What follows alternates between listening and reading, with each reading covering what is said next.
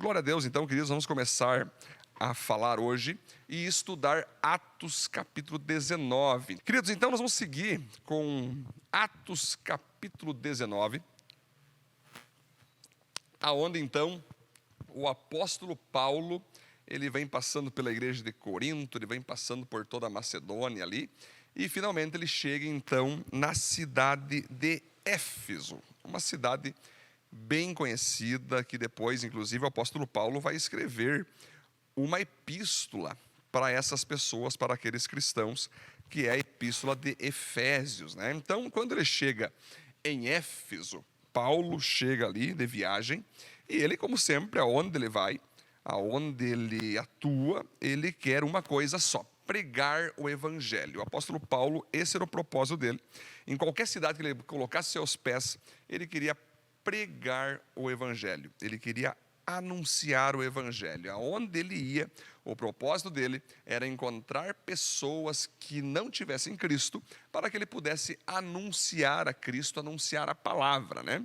Tanto que o apóstolo Paulo dizia que ele preferia ir em lugares que não tivessem cristãos, para que ele não pudesse então colocar aí um alicerce acima de outro alicerce, ou seja, alguém já tinha pregado para as pessoas e ele pregar de novo.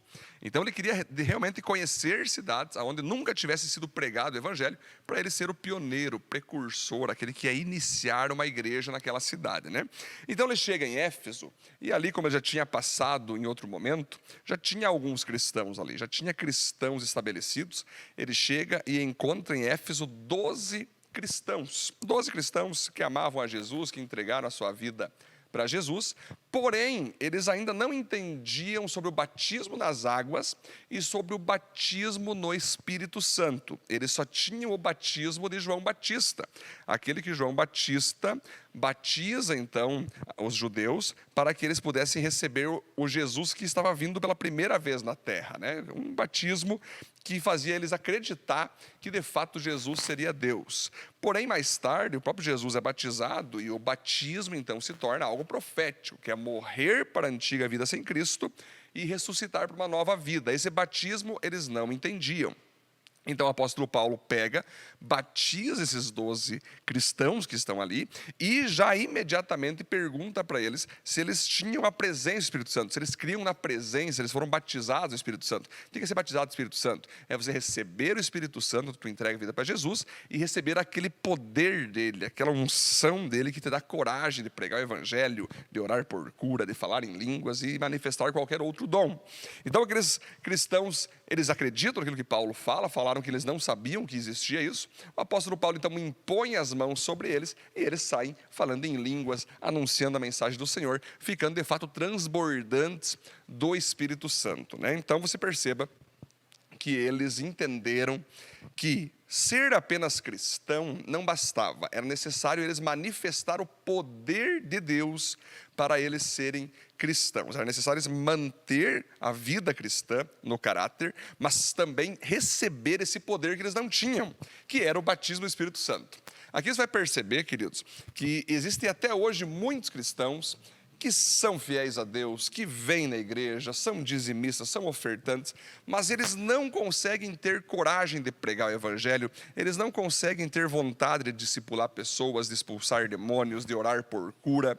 Isso não é exclusivo para pastores, queridos. Isso deveria ser para todo cristão. Eu lembro que antes de eu ser pastor, expulsava centenas de demônios, curava vários enfermos, sendo apenas cristão e não pastor.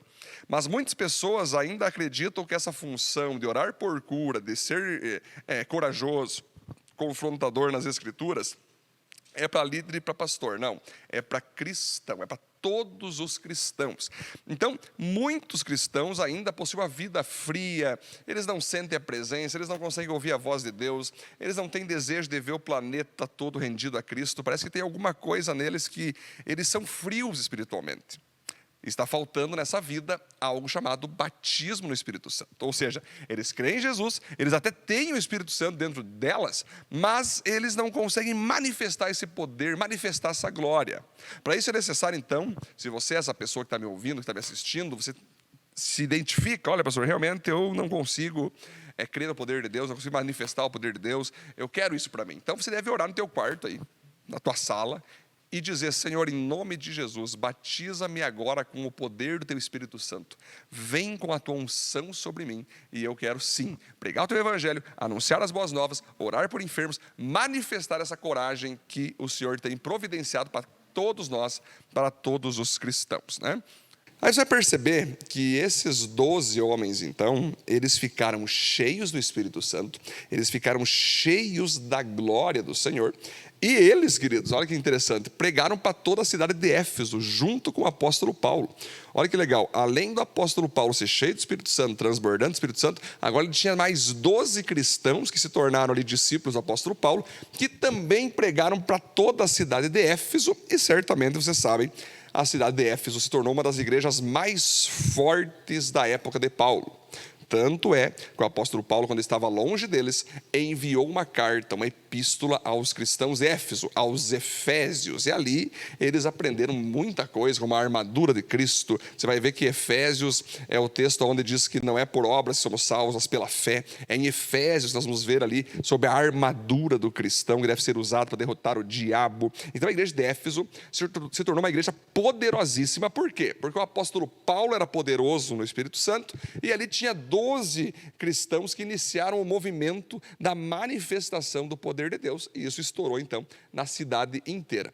Paulo então, queridos, logo que ele chega em Éfeso e ele faz esse movimento pentecostal, de avivamento sobre os primeiros cristãos, ele de costume, cada cidade que ele ia na sinagoga judaica. A maioria das cidades tinha 1 a 2 sinagogas judaicas, onde era ensinado a lei de Moisés, onde era ensinado ali os profetas, os salmos, o Antigo Testamento era ensinado. E quando Paulo tinha a oportunidade de ir para as sinagogas, ele ia lá e explicava corretamente que aquelas escrituras simbolizavam Cristo, simbolizavam que Jesus teria que morrer numa cruz, ressuscitar no 3º dia para salvar o homem.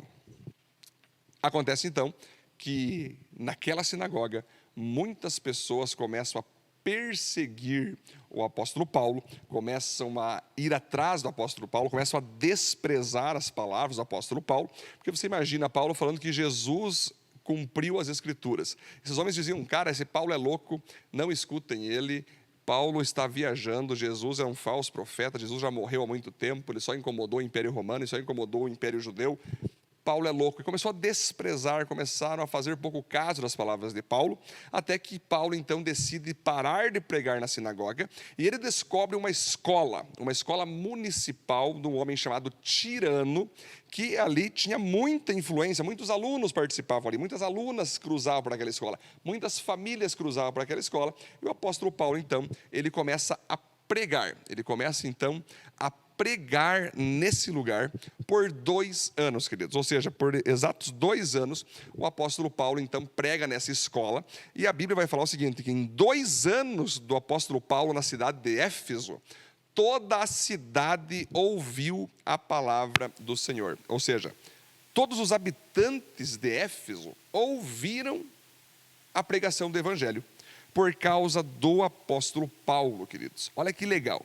Uma vez eu estava com um pastor, conversando com ele, e ele me dizia o seguinte, que você só pode considerar uma cidade avivada e uma cidade cristã quando todos os moradores da cidade tenham ouvido o Evangelho de Cristo.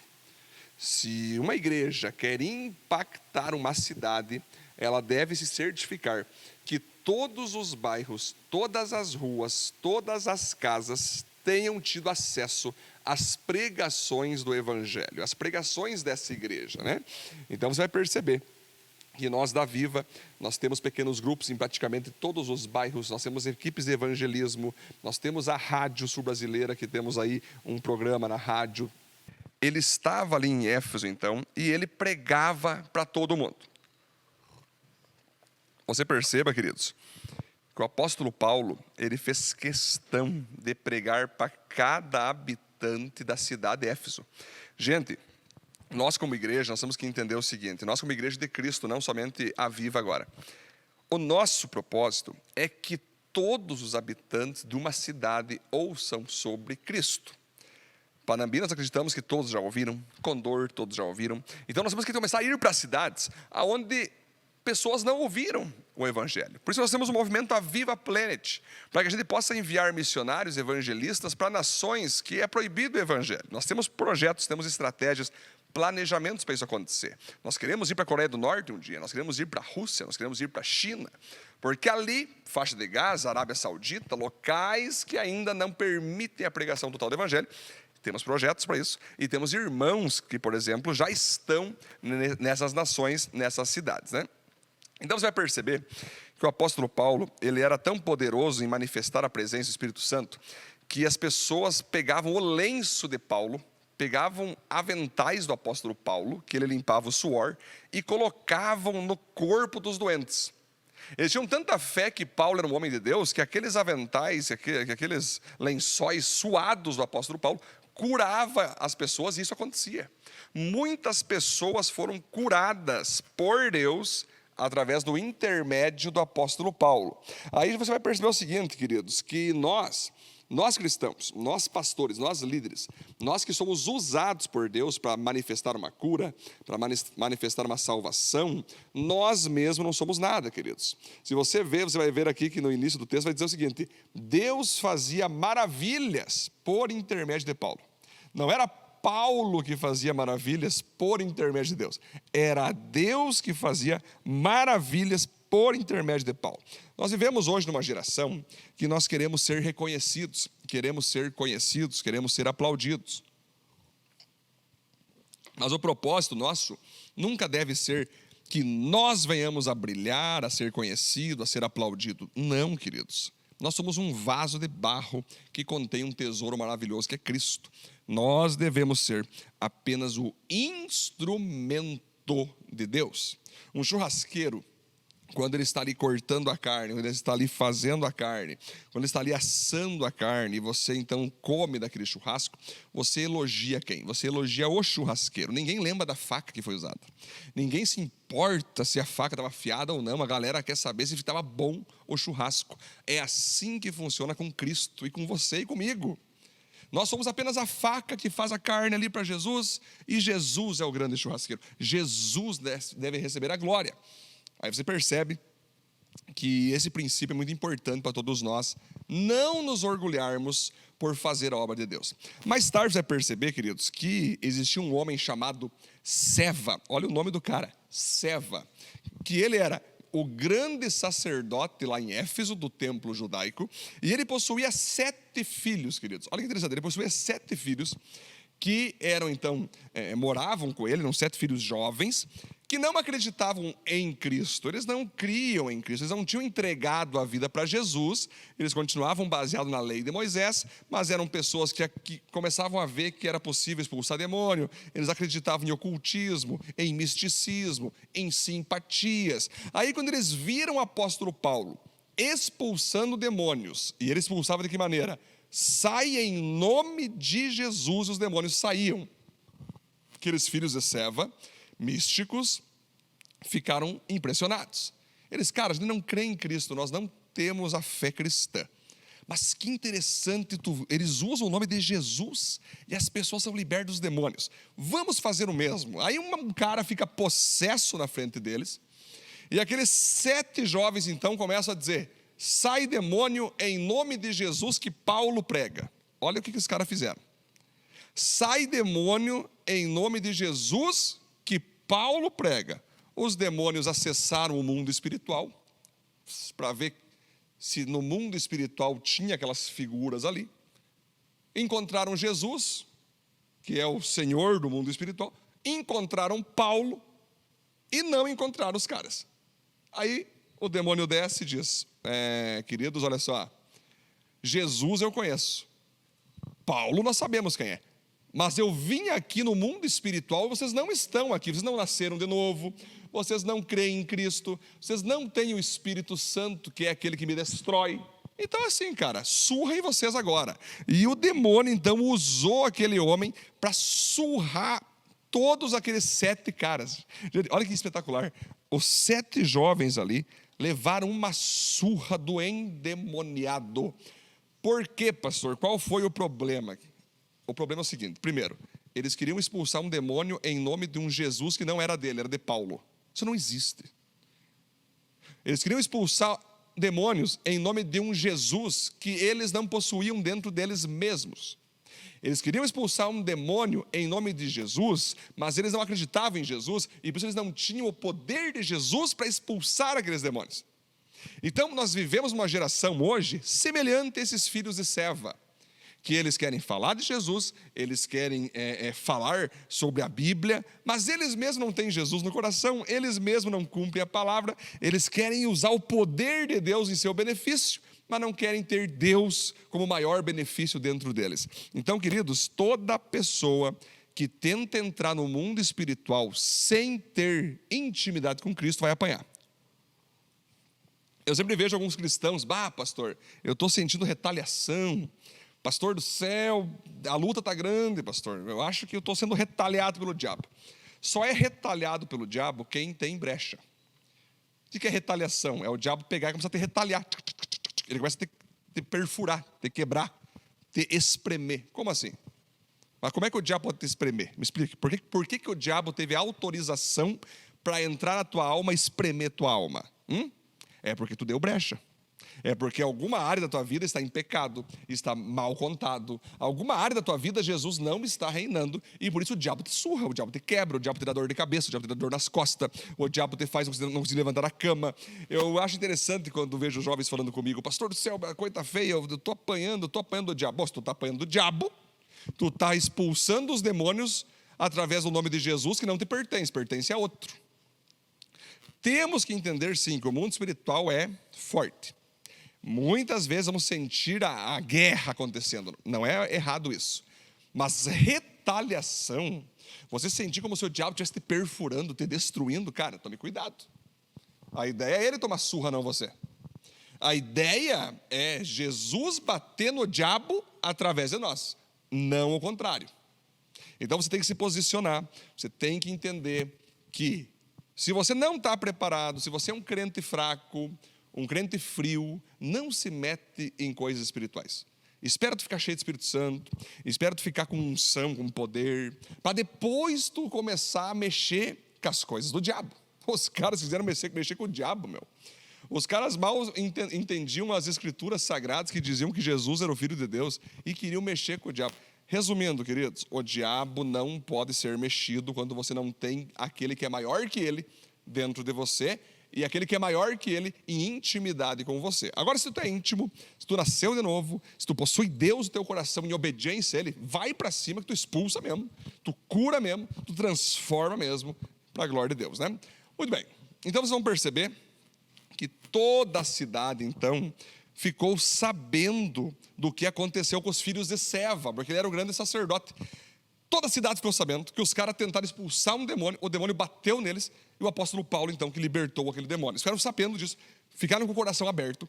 E aí você vai perceber, mais um slide lá, que muitas pessoas de Éfeso, ao perceber que demônios existiam, que demônios escravizavam e que demônios podiam surrar pessoas, eles ficaram com tanto medo que eles começaram a confessar seus pecados, confessar suas mazelas para o apóstolo Paulo, para o próprio Deus, para os cristãos que estavam ali. E quem era feiticeiro, quem andava em bruxarias ali de Éfeso, que a cidade de Éfeso era cheia de bruxos, cheia de bruxas, cheia de feiticeiros, eles pegavam os livros e queimavam diante do apóstolo Paulo, dizendo, eu não quero mais pacto com o diabo, eu não quero mais me envolver com coisas que não venha de Deus, eu quero entregar minha vida para Jesus e transformar minha vida, estou renunciando tudo que não vem de Cristo em minha vida. Aqui está uma verdadeira conversão, queridos. O que é verdadeira conversão? Hoje em dia as pessoas se convertem, elas compram uma camisa de Jesus e botam. Mas na segunda estão se masturbando de novo, estão adulterando de novo, estão bebendo.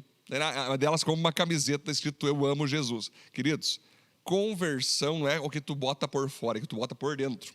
Conversão é quando tu abandona quem tu era, tudo aquilo que o diabo tinha posse da tua vida, tudo aquilo que o pecado te possuía, tu abandona, tu queima, tu confessa e vive a vida nova que Cristo tem para você.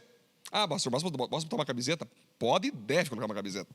Mas principalmente a camiseta escrito Jesus é o Senhor tem que ser dentro do teu coração. Principalmente isso nas tuas atitudes, né?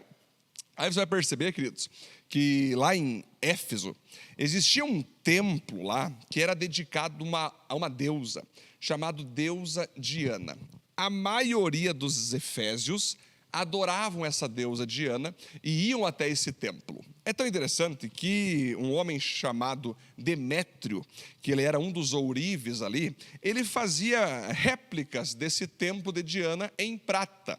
Não só ele, como outros ourives faziam mini-templos para ser vendido aos efésios. Eles estavam ficando ricos, milionários com tantas vendas. Só que aí o apóstolo Paulo chega e diz o seguinte: ei, esse templo, essa Diana, não muda nada a vida de vocês. O que muda é o Senhor Jesus Cristo. Deus não habita em templos feitos por mãos humanas. A Diana não é deusa coisa nenhuma, ela já morreu e vai esperar o julgamento. O templo somos nós, não tem templo consagrado a Deus não. Jesus é o Senhor. Pronto, estava armado o barraco. A metade da cidade se rendeu a Cristo Jesus, se rendeu à palavra do Evangelho e começou a queimar os mini-templos. Começaram a abandonar, a quebrar as réplicas do templo de Diana e não participavam mais das adorações a essa deusa. O ourives, então, Demétrio, ficou muito bravo, ficou muito triste, porque o Evangelho de Jesus tinha acabado com o seu negócio. E aí ele chama os seus companheiros ourives e começam a fazer ali uma revolta, um protesto, que leva toda a multidão de Éfeso ali, a maioria da multidão, a se levantar contra o apóstolo Paulo. Por quê, queridos? Porque aqueles ourives diziam o seguinte: o apóstolo Paulo vai acabar com esse templo, com essa estrutura gigante que a deusa Diana é homenageada. Eles vão tirar a fé à deusa Diana. Então, queridos, o que aconteceu? Levaram Paulo, seus discípulos, na frente do teatro, onde tinha ali os governantes, onde tinha ali as autoridades, e queriam que matassem eles, porque eles estavam impedindo as suas vendas, olha só, impedindo a sua prosperidade em nome da deusa Diana.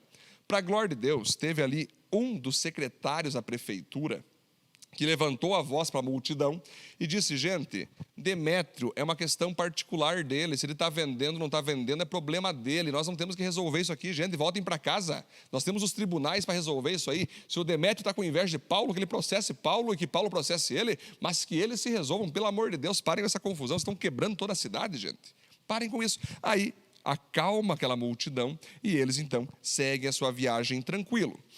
O que tem a ver aqui, pastor, essa questão do evangelho acabar com os negócios?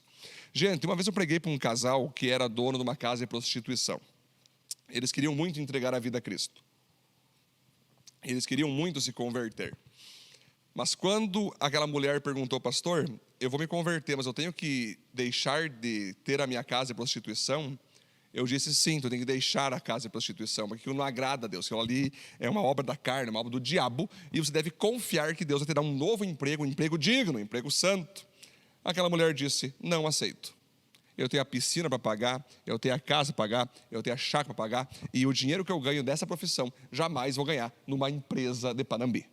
Eu falei: irmã, é uma pena, porque você poderia nesse momento se tornar crente, cheio de Espírito Santo, um testemunho maravilhoso para contar, mas por causa do teu negócio, então, impuro, tu não quer se entregar a Cristo. É uma pena, porque esse teu negócio vai te levar para o inferno, e lá você vai se arrepender totalmente de não ter perdido por um momento tuas rendas com um negócio impuro, para poder viver de modo básico com Cristo Jesus. Então, sim, existem momentos, queridos, que entregar a vida para Jesus é perdas. Vai ter momentos que, quando nós entregar a vida para Jesus, nós vamos ter que mudar nossa profissão, vamos ter que deixar de ganhar o que nós ganhávamos, vamos ter que deixar pessoas com quem nós tínhamos relacionamentos. São bastante perdas pelo caminho. Sim, quando Jesus entra no jogo, muitos negócios são acabados, mas faz parte do jogo, faz parte da nossa conversão encerrar alguns negócios, e faz parte da nossa conversão que a nossa pregação ameace negócios das outras pessoas, né? Eu lembro quando eu era perseguido por pessoas que eram donos de casa de festas. Eles ficavam bravos toda vez que eles viam alguém se converter e vir para a Viva, alguém se converter e vir para a Viva. Eles ficavam bravos, porque aquele pastor estava tirando a alegria dos jovens participar de festas rave, festas de DJ mundano, secular, para estar na igreja. Ou seja, a própria igreja, resgatando jovens, resgatando adolescentes, deixa muitas pessoas brabas, resgatando da religiosidade de Panambi, de igrejas frias, de igrejas assassinas, que a pregação deixa você ainda mais frio, igrejas que não querem o teu melhor espiritual, mas querem o teu melhor financeiro. Aí essas pessoas começam a sair, a serem avivadas, a serem transformadas, o negócio dos caras começa a cair por terra e a perseguição começa a acontecer. Isso é muito normal, isso é muito natural, mas o melhor negócio que nós podemos viver nessa terra se chama Cristo Jesus, mesmo que nós temos que perder todos os outros negócios.